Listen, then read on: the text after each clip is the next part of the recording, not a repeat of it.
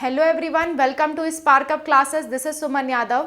आज के वीडियो में हम डिस्कस करेंगे सेमी गवर्नमेंट कॉलेज क्या होते हैं, सेमी गवर्नमेंट कॉलेज में कैसे एडमिशन होता है, सेमी गवर्नमेंट कॉलेज की फीस लगभग कितनी होती है, सेमी गवर्नमेंट कॉलेज में काउंसलिंग कैसे होती है। ठीक है, ये सारी बातें हम आज के वीडियो में डिस्कस करने वाले हैं सेमी गवर्नमेंट कॉलेज के बारे में।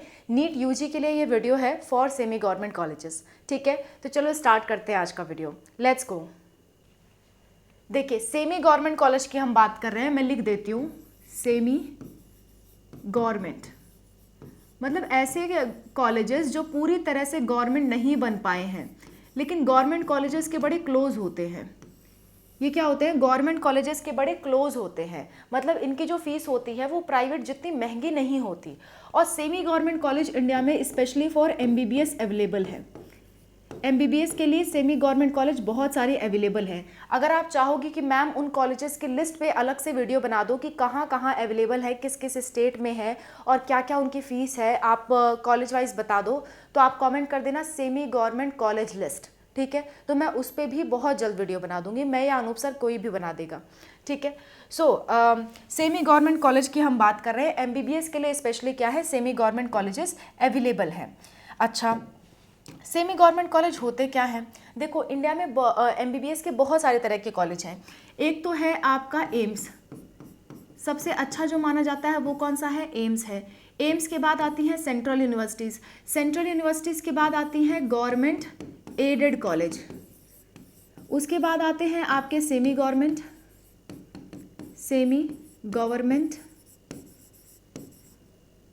गवर्नमेंट, उसके बाद आते हैं आपके डीम्ड, उसके बाद आते हैं आपके प्राइवेट। देखो, सबसे कम फीस की बात करें तो सबसे कम फीस जो होती है वो आपके एम्स की होती है, उसके बाद सेंट्रल यूनिवर्सिटी की, उसके बाद गवर्नमेंट एडेड की, फिर उसके बाद आता है बीच में आपका सेमी गवर्नमेंट, और इन दोनों की फ़ीस तो बहुत महंगी होती है। डीम्ड की बात करूं तो 15 से 20 लाख रुपए पर ईयर लगते हैं, पर ईयर। और वहीं अगर और प्राइवेट की बात करूं तो 20 से 25 लाख रुपए पर ईयर लगते हैं। इंडिया की बात कर रही हूँ, फॉरेन की नहीं।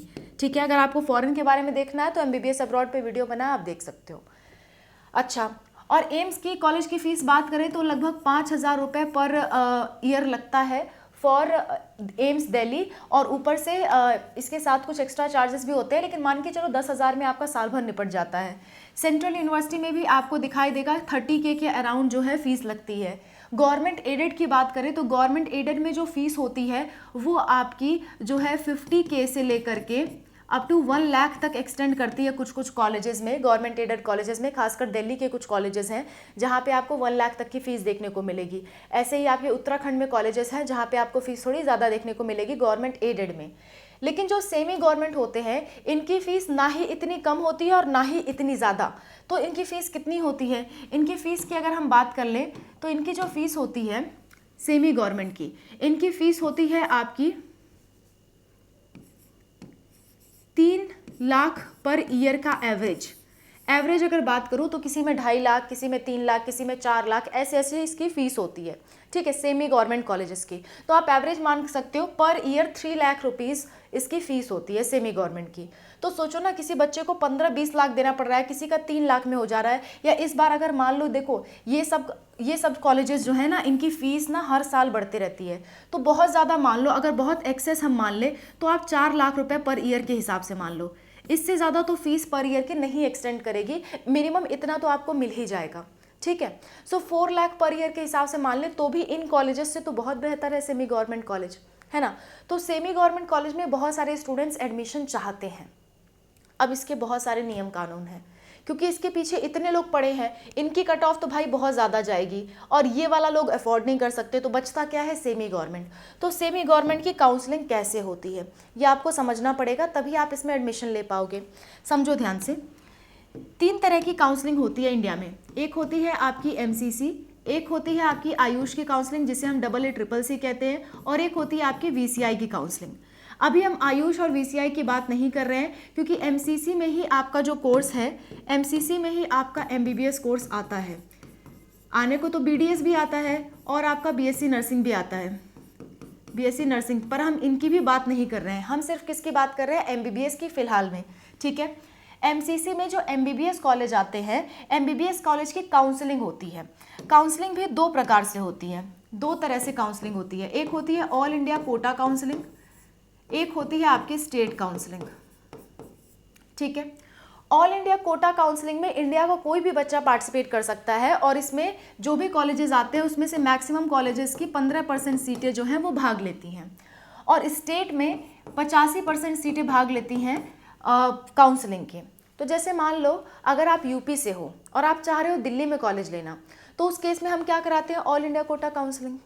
वैसे तो आप दिल्ली में ले नहीं सकते, और अगर आपको अपने ही स्टेट में लेना है तो चाहे आप AIQ करवाओ चाहे आप स्टेट काउंसलिंग करवाओ, ठीक है। तो हर किसी का अपना दायरा है कि कौन सी काउंसलिंग में कौन से कॉलेज आएंगे, कितनी सीट्स आएंगी।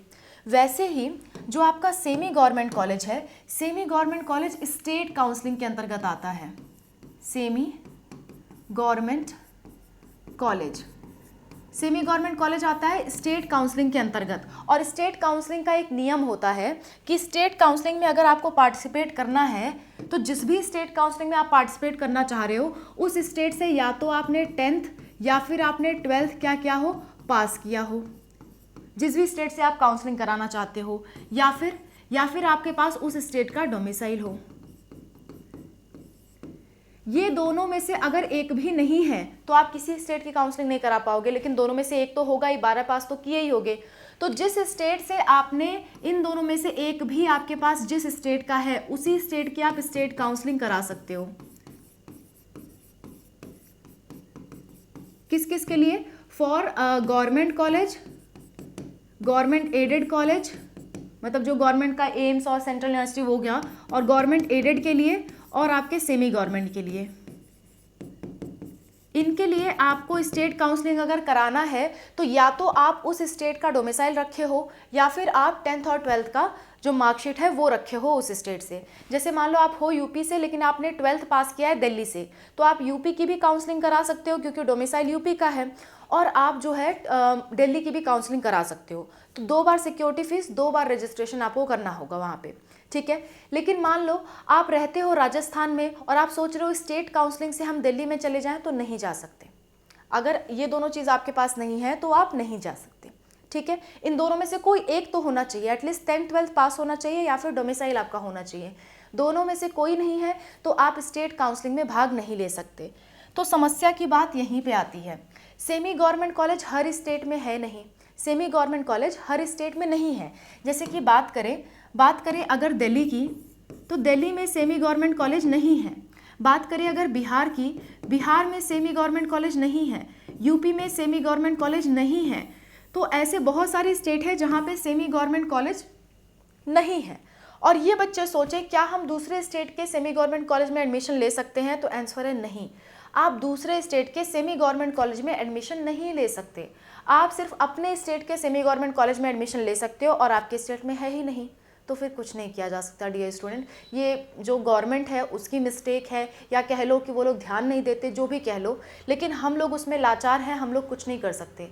जो बच्चे इन स्टेट से बिलोंग करते हैं, और भी बहुत सारे स्टेट हैं, जो बच्चे इन स्टेट से बिलोंग करते हैं उनके स्टेट में सेमी गवर्नमेंट कॉलेज नहीं है, और AIQ में इसकी काउंसलिंग होती नहीं है। और सेमी गवर्नमेंट में आपको अगर जाना है तो स्टेट काउंसलिंग करानी पड़ेगी, और स्टेट काउंसलिंग के लिए या तो डोमिसाइल चाहिए या तो 10th 12th का सर्टिफिकेट चाहिए, और आपके पास दोनों ही नहीं है। जिस स्टेट में ये कॉलेजेस हैं उस स्टेट का आपके पास दोनों ही नहीं है, तो आप फिर लाचार हो, इस जगह कुछ नहीं कर सकते। उस केस में आप किसी भी तरह से सेमी गवर्नमेंट कॉलेज में एडमिशन नहीं पा सकते, ठीक है।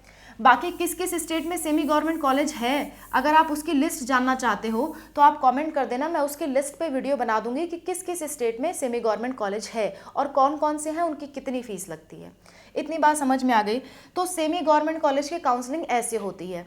सेमी गवर्नमेंट कॉलेज अगर आपको भरना है तो प्रेफरेंस कैसे भरोगे, प्रेफरेंस की बात कर देती हूँ। और सेमी गवर्नमेंट कॉलेज में काउंसलिंग फीस कितनी लगती है ये भी बच्चे पूछते हैं।